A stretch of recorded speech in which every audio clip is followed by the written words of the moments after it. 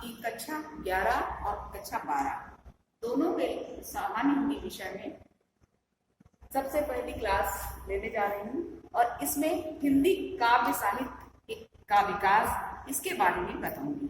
क्योंकि बच्चों, सबसे पहले हिंदी गद्य साहित्य का विकास नहीं हुआ, बल्कि उसके पहले ही काव्य साहित्य का विकास हो चुका था। इस कारण से हमको ये जानना अति आवश्यक है कि काव्य का विकास कैसे हुआ, कब हुआ और कौन कौन से कवियों का इसमें योगदान रहा, ये हम सबसे पहले जान लें। तो बच्चों, सबसे पहले ये हिंदी काव्य साहित्य के विकास को 4 कालों में बांटा गया है। पहला काल है आदिकाल। आदिकाल को वीरगाथा काल नाम से भी जाना जाता है। वीरगाथा काल और एक रासो ग्रंथ काल भी इसको कहा जाता है।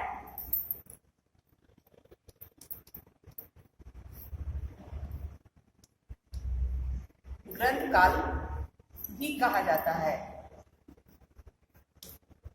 इसका समय है सन 769 769 ईस्वी।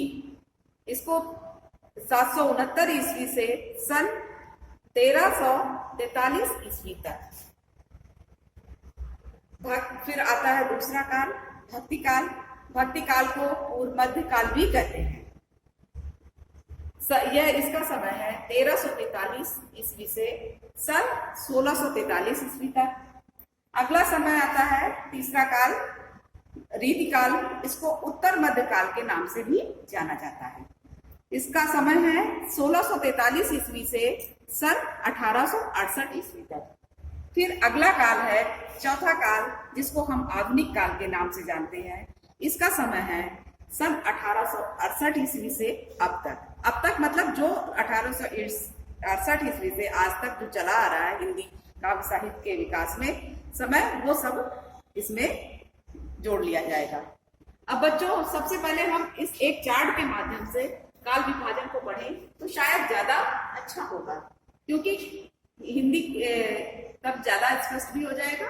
हिंदी काव्य साहित्य का विकास। हिंदी काव्य साहित्य को आपने बच्चों पहले भी देख लिया कि आदिकाल, भक्तिकाल, रीतकाल और आधुनिक काल के नाम से जाना जाता है।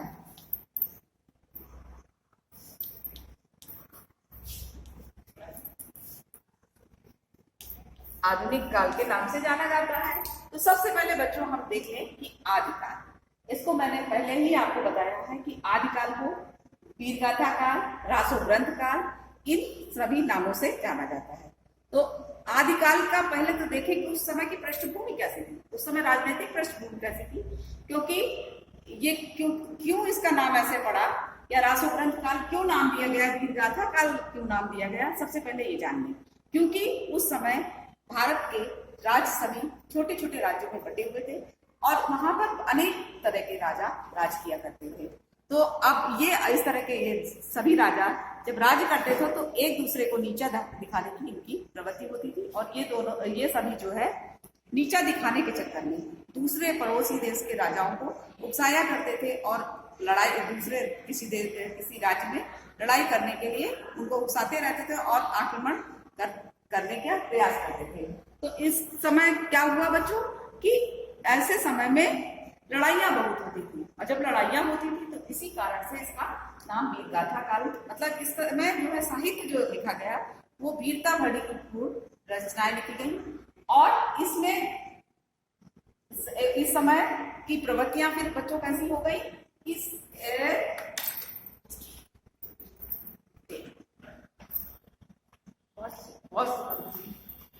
प्रवृत्तियां इसकी हो गई आदिकाल की।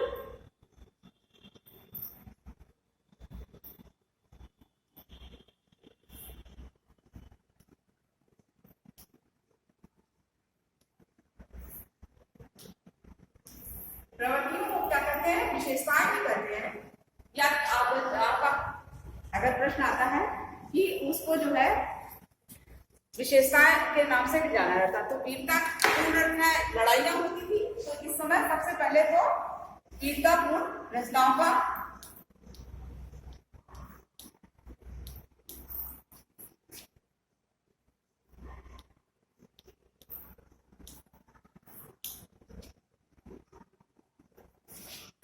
ये वीरतापूर्ण रचनाएं किस रूप में लिखी गई बच्चों? रासो ग्रंथ के रूप में।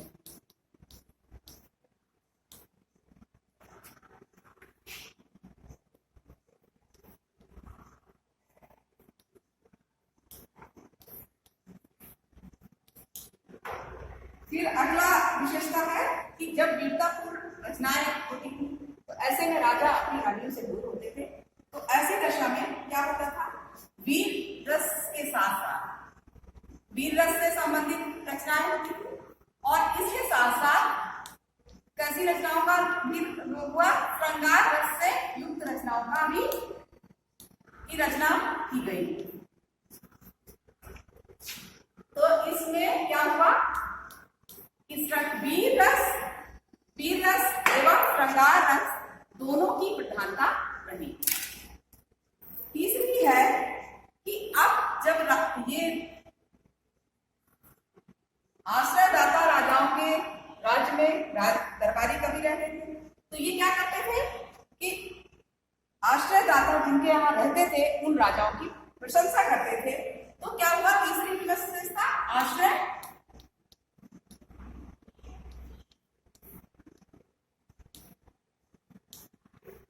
दाताओं की प्रशंसा।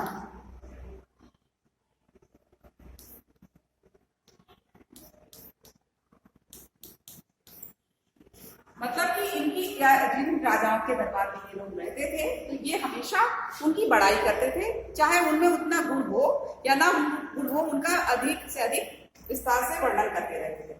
अब भाषा इस समय क्या थी? डिंगल डिंगल।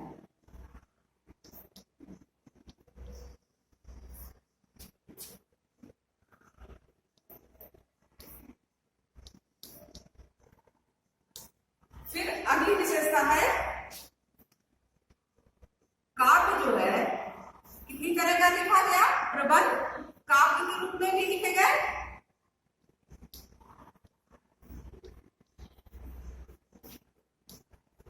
एवं मुक्तक काव्य भी लिखे गए।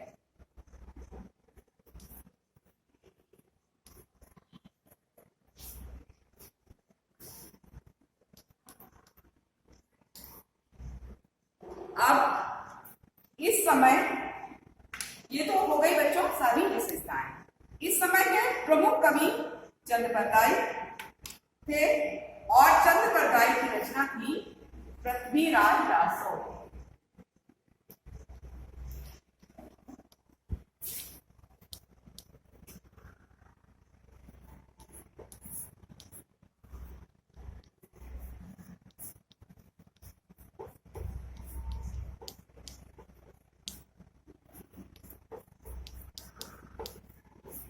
और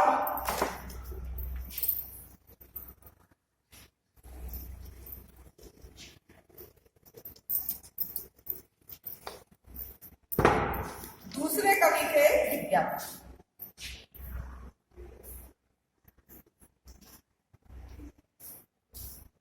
इनकी रचना थी पदावली,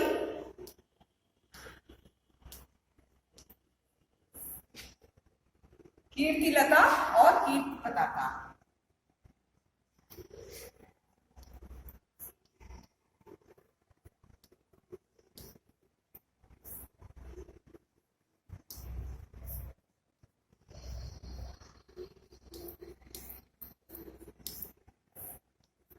और बच्चों ये पदावली तो शायद कम पूछी जाती है आपके परीक्षाओं में, लेकिन कभी कभी अक्सर ये कीर्तिलता और कीर्ति पताका के बारे में पूछा जाता है। इसके रचनाकार या इसकी रचयिता कौन है?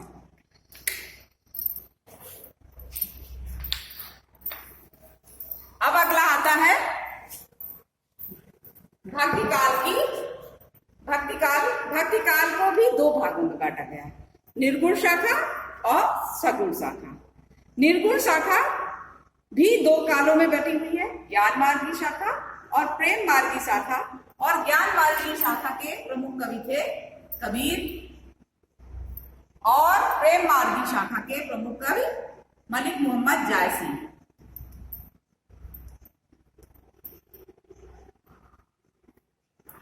फिर अगली शाखा है सगुण शाखा। सगुण शाखा के में पहली शाखा है कृष्ण भक्ति शाखा। और कृष्ण भक्ति शाखा में के प्रमुख कवि कौन थे? सूरदास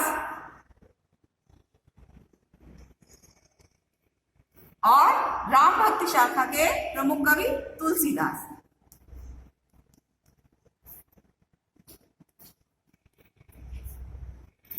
बच्चों, अब ज्ञान मार्गी शाखा, निर्गुण शाखा में, ज्ञान मार्गी शाखा में समझ लें कि इसमें जो है, इसमें कवि ने इस समय की कवि ने रचनाएं की है कि इन्होंने निराकार परमात्मा की उपासना की है, ज्ञान भक्ति एवं गुरु को सर्वाधिक महत्व दिया है, जाति पांच ऊंच नीच का भेदभाव का खंडन किया है, रहस्यवादी भावना का निरूपण किया है और पाखंड और वायचारों का की आलोचना की है। और संत कबीर की प्रमुख रचना आपको बच्चों पता ही है कि क्या थी? बीजक। और आपको ये भी पता है कि कबीर पढ़े लिखे नहीं थे और इनकी रचना कविताओं का जो भी ये बोलते थे उनका संग्रह उनके शिष्य ने किया था।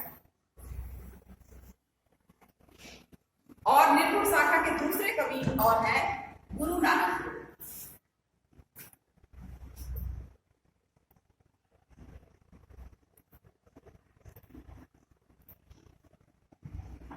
इनकी एक खास रचना है गुरु ग्रंथ साहिब।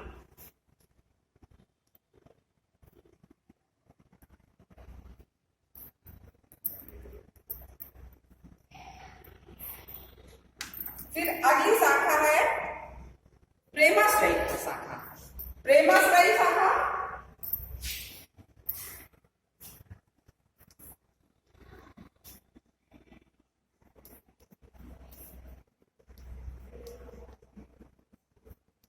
प्रेमाश्रय शाखा, इसमें क्या हुआ कि इसको हम सूफी काव्यधारा के नाम से भी जानते हैं।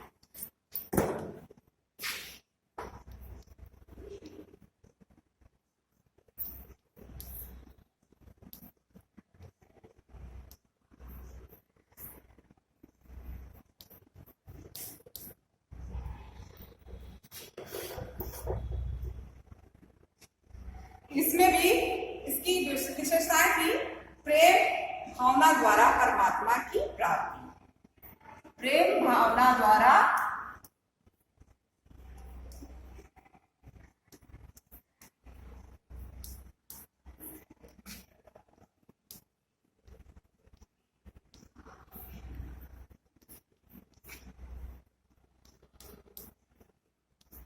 अगली है विशेषता लौकिक प्रेम से अलौकिक प्रेम का सृजन। लौकिक मतलब सांसारिक,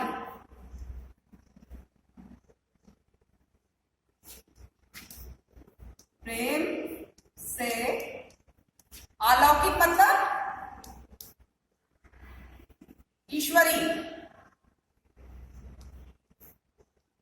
या संसार से परे। अलौकिक प्रेम की प्राप्ति।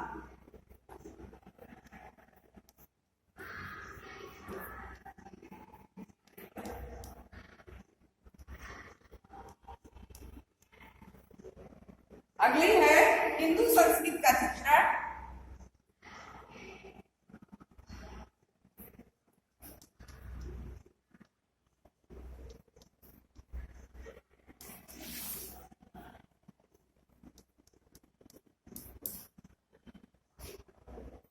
अगली विशेषता है फारसी और मसनवी पद्धति।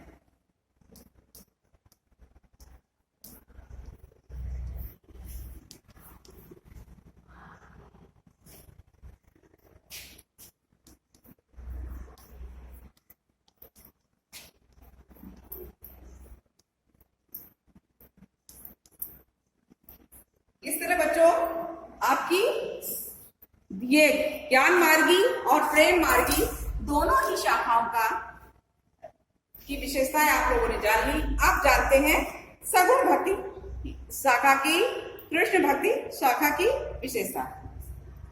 सगुण भक्ति में कृष्ण भक्ति शाखा में पहली विशेषता थी कि कृष्ण की लीलाओं का वर्णन किया गया है। सखा और जो कवि थे उन्होंने ईश्वर के साथ साख्य भाव को प्रदर्शित करते थे, अर्थात वो अपने को उनका सखा मानते थे। और अगली विशेषता है कि वात्सल एवं श्रृंगार रस की प्रधानता, भावुकतापूर्ण सरलता, प्रकृति का उद्दीपन रूप में वर्णन। इसके प्रमुख कवि सूरदास थे। अब इनकी रचनाएं भी हम जानते हैं तो अच्छा होगा। सूरदास, साहित्य लहरी, सूर 25 इत्यादि इनकी अन्य भी रचनाएं हैं बच्चों। और अगले कवि हैं नंददास। इन्होंने भंवर गीत, रस मंजरी और विनय मंजरी रचनाओं की रचना की। और अगली शाखा है कृष्ण भक्ति शाखा। कृष्ण भक्ति शाखा के प्रमुख कवि कौन थे? तुलसीदास थे। और इसमें क्या हुआ कि विशेषताएं क्या थी कि इन्होंने ईश्वर को के साथ अपना जिस प्रकार से उन्होंने कृष्ण भक्ति शाखा में उन्होंने साख्य भाव प्रदर्शित किया था, तो इन्होंने अपने आप को दास माना है। तो दास भाव की प्रधानता थी।